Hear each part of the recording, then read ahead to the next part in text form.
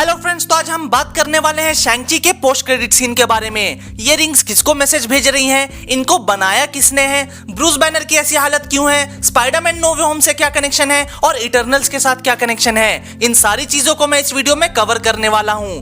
तो बिना किसी देरी के चलिए शुरू करते हैं। तो सबसे पहले लास्ट वाले पोस्ट क्रेडिट सीन के बारे में बात करते हैं, जहां दिखाया जाता है कि अपने पिता के बाद अब शैंग-ची की बहन 10 रिंग्स ऑर्गेनाइजेशन को चला रही है और यहां उसने लड़का और लड़की वाले फर्क को भी हमेशा के लिए खत्म कर दिया है और 10 रिंग्स ऑर्गेनाइजेशन अब थोड़ी सी साफ सुथरी भी हो गई है। लेकिन अगर ध्यान से देखा जाए तो यहाँ पे एंटीनास भी लगे हुए हैं, जिससे ये समझ आता है कि जो भी काम 10 रिंग्स ऑर्गेनाइजेशन कर रही है वो टेलीविजन और ऑनलाइन प्लेटफॉर्म्स पे भी शो किया जाएगा। और लास्ट में लिखाया हुआ आता है कि 10 रिंग्स विल बी बैक। अब दोस्तों यहाँ शैंग-ची के बारे में कोई भी बात नहीं की गई है, यहाँ सिर्फ 10 रिंग्स के बारे में बात की गई है। तो ऐसा हो सकता है कि आगे जाकर मार्वल 10 रिंग्स के ऊपर एक अलग वेब सीरीज लॉन्च करे, जिसमें हमें डिटेल्स में दिखाया जाएगा कि 10 रिंग्स ऑर्गेनाइजेशन आखिर क्या काम कर रही है। और कहीं ऐसा ना हो कि शैंग-ची की इस प्यारी सी बहना के कारण एवेंजर्स को बहुत कुछ सहना पड़ जाए।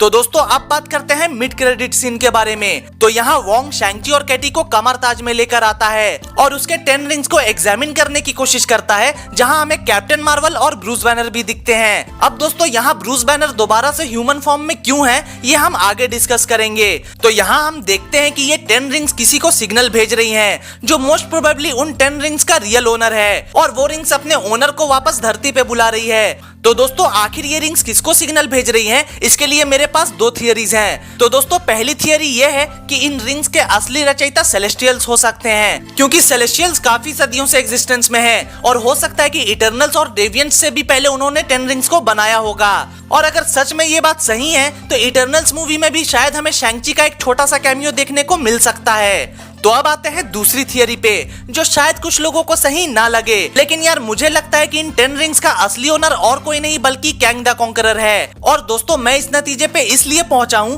क्योंकि यहाँ ब्रूस बैनर और कैप्टन मार्वल बताते भी हैं कि ना तो ये वाइब्रेनियम है और ना ही ऐसी कोई एलियन टेक उन्होंने आज तक देखी है। और इन 10 रिंग्स की ओरिजिन के बारे में भी किसी को नहीं पता कि आखिर इसे बनाया कब गया था। तो इन्हीं सभी कारणों की वजह से मुझे ऐसा लगता है कि अगर इन रिंग्स के पास्ट के बारे में कोई जानकारी नहीं मिल रही है तो हो सकता है कि ये फ्यूचर की टेक्नोलॉजी हो। और फ्यूचर में रहता कौन है?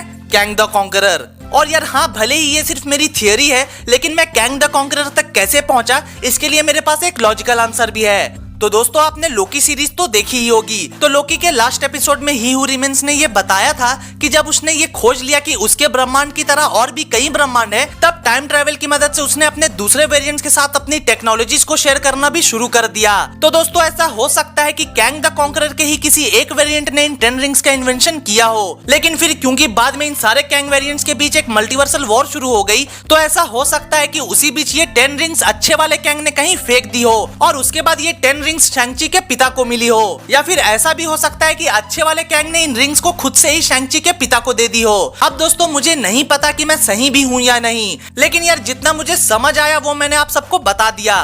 तो अब बात करते हैं कि ब्रूस बैनर दोबारा से ह्यूमन फॉर्म में कैसे आ गया।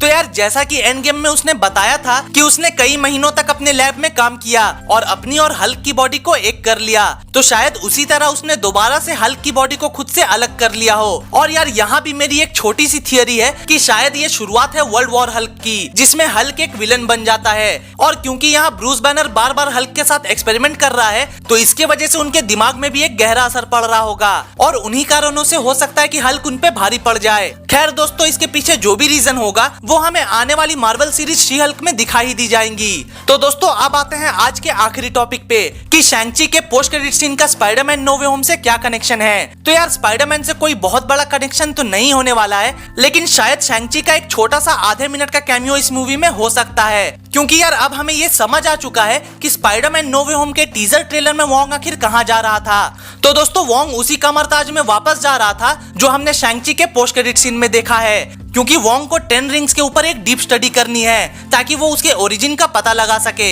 और यार वहाँ उसके साथ शैंग-ची भी जरूर होगा। तो यार जैसा कि शैंग-ची मूवी के लास्ट में वो वोंग से कहता है कि मैं तो आपका फैन हूँ, तो यार वो डॉक्टर स्ट्रेंज का फैन भी जरूर होगा। और हो सकता है कि शैंग-ची इस पोर्टल से बाहर निकल आए जब वोंग डॉक्टर स्ट्रेंज को मना कर रहा होता है उस मंत्र को पढ़ने से।